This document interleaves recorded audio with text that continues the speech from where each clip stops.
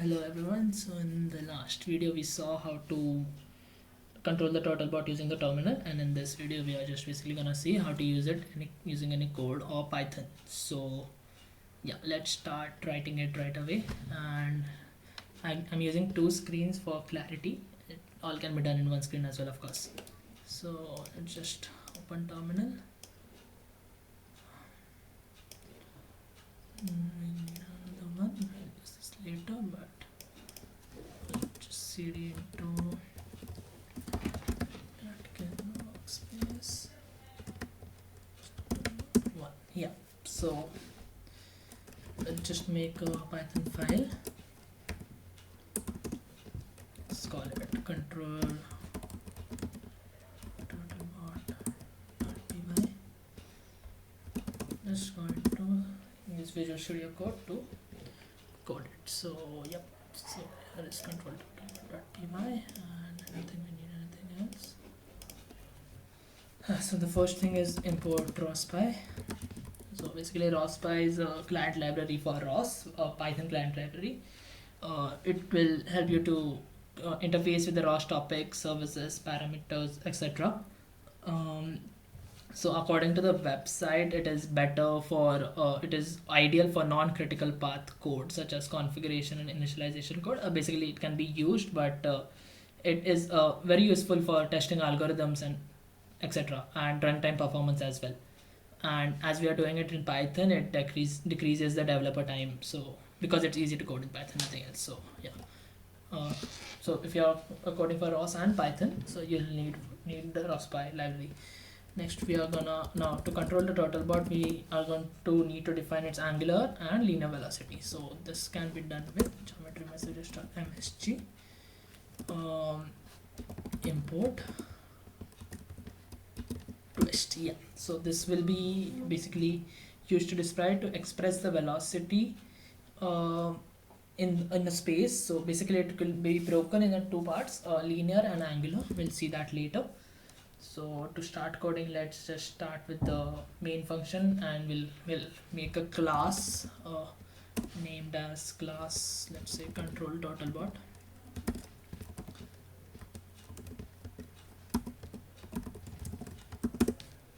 And of course it will have a init, that is the constructor. And some other functions if we need it, but we'll look into that later. And to start, name, this is how we define a main in Python, and I prefer we use try and except. So try control turtlebot, that is, we'll call this, and it will be called except rospy.info node.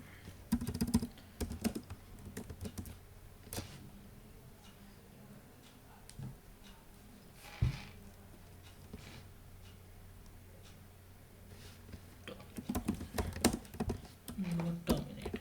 Okay, so basically rospy.log.info is it works like any print function. It will just print that message that you wrote in the console, and so it's useful. Now what a node is basically something that you can connect to publish to. So we'll look into that later. We'll name this node and everything. So yeah, so let's just go to the control turtlebot because you have called it here. So let's just write that. Okay, so let's first of all, the node that I talked about, let's initialize it. The function is rospy.init node, whatever name you want here. Let's call it turtlebot control.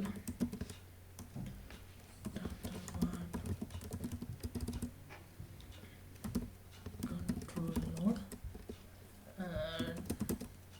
And I'm just gonna tell you about this parameter. When you're using this, normally used when you have a lot of nodes that are running. So basically it is used so that the anonymous is equal to true will actually add a random number to the end of the node name. So what it does is it just makes sure that the name is unique. Now if you have many nodes, they might not be unique. So if you're using, let's say, for drivers and everything, unique nodes are needed. Plus, if you repeat the name, the one which is called second is run, and the first one is closed when the names are same. So that's why we normally keep it as true anonymous. You can keep it as false, not an issue in this case. So yep, so that's it. So I'll just define this hotspot.loginfo. What do we do to stop it? Stop the total what? Press plus C. Okay, and so the function, how do we know it stopped? It's called rospi.onShutdown. Self dot shutdown. Now this function I'll define later. So I'll just write it here. Define shutdown, and whatever goes. Sorry.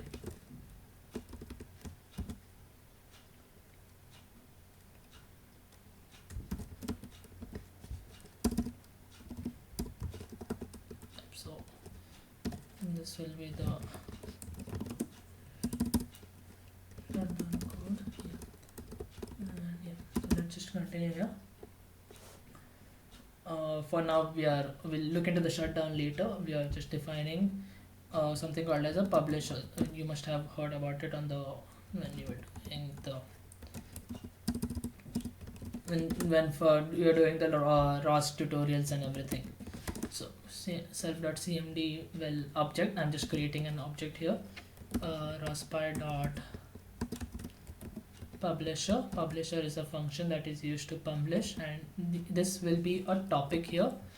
Then the message type here,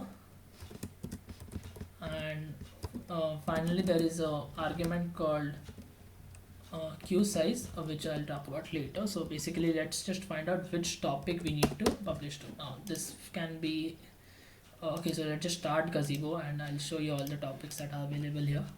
So substart. So starts there. Yeah, so you can add the setup.bash in your bash RC file as well, but I prefer to do it this way. Export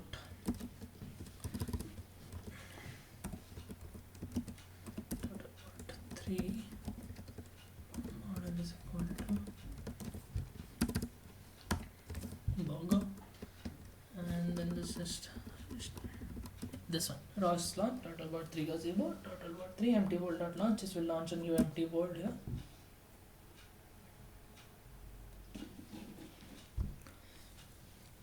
So yeah, let's move this to the second screen for better visibility, and here we need to do the same thing.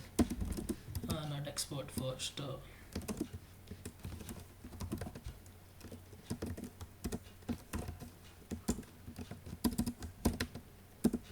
Yeah, so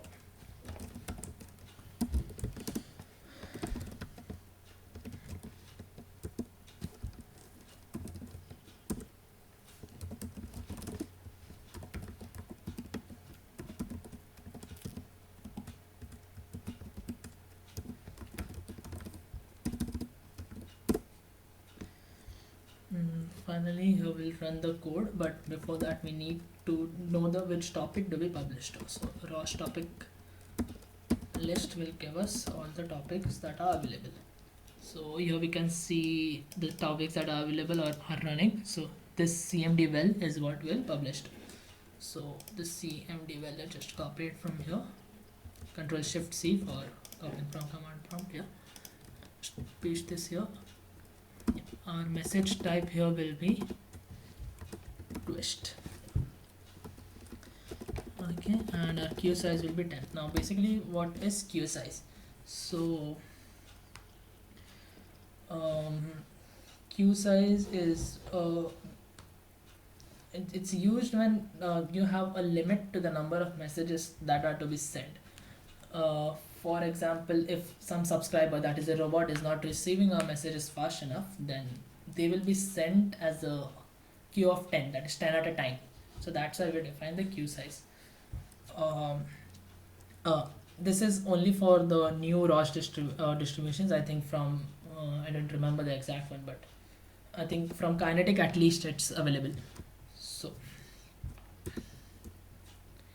after this, well, now let's define what will be the velocity of the robot. So I'll just define a object self dot msg is equal to twist. Okay, and yeah, this allows us to do something like well underscore msg dot linear. Now self dot, sorry, my bad.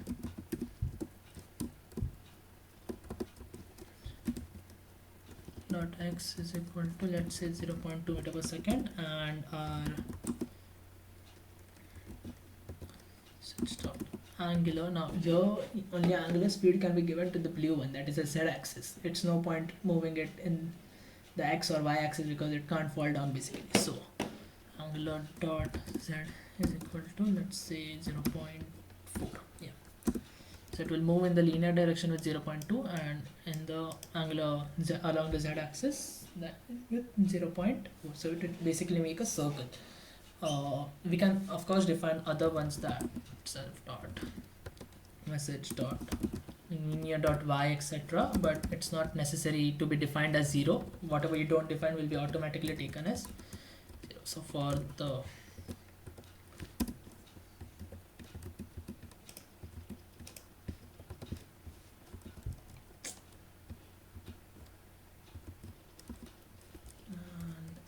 of course the z as well.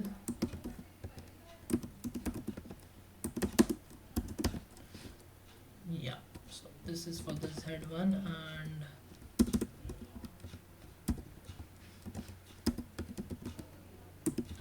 message dot angular dot we have given x, so z already, so we can define this x and y as well. So yeah, it just goes the same way. We are not gonna waste a lot of time in this. Later we are going to define something as ROSPy dot trait. Now this will be used when we want that to sleep actually. Now what is sleep? Sleep is do nothing. So what we mean is when you send a message from Python to ROS, it takes a certain amount of time to reach it. So this will, for while executing the loop, how much time do you want it to stop, or how much time per second do you want that loop to run? So this will basically approximately mean 30 times per sec. Okay, after that let's just do while not ROSPy dot is shut down, that is while it's not shut down. I think the name just says it for itself. Self dot cmd well object, this one, dot publish, which is the function which will publish that. And what do we publish? We publish this. So publish self dot message. Yeah, and after this we just so basically what we can say is the cmd well object is this publishes it the velocity to this object, which is basically cmd well here, this one, the topic. Okay, and now as it has to stop for some time for the message to reach, we'll just do r.sleep, which is defined here, this line. Cool. Yeah, so let's define shutdown. Okay, there are certain ways of shutdown that I didn't talk about. So there is a ROSPy.on shutdown, of course, and there is one thing also called as ROSPy.spin. So what this function does is basically it will so ROSPy.spin basically will not end the loop until the is shutdown flag is true. That is, until this is true, it won't end the loop. It will just keep the node open. It's basically from stopping the Python thread from exiting. So that's spin. I'll just put it out here. And there is another thing called as to manually shut it down. We have rospy dot. I think it's signal shutdown. Yeah, signal shutdown. So basically, and here you can give your own message. So basically, it will you can manually shut down using rospy.signal shutdown. But here we are shutting it down when the Control C button is pressed. That is Control C is pressed keyboard interrupt. That's when we are shutting it down. So let's define what happens when the shutdown object is called. That is on shutdown. We call this function self.shutdown. So inside the self.shutdown, let's just print one message for the user first.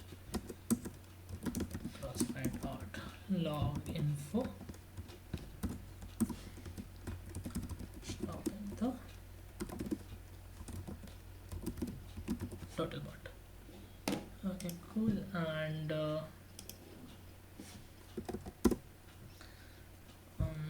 let's just to stop it, we have to again publish something 000 velocity. So you can just write it in easy way: self.cmd well object dot publish. Inside the bracket you can directly call the twist function. If you directly call it, the default values that is 000 are used and the turtlebot stops. Here we'll need something rospy.sleep again for 1. Now why do we sleep? Because it can exit the loop even before the message reaches the turtlebot and it won't stop, so we need this.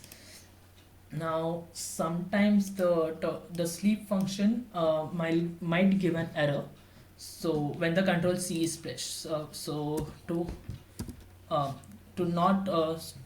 stop it from terminating the node, we can put except one more specific error dot rospy dot ros interrupt exception.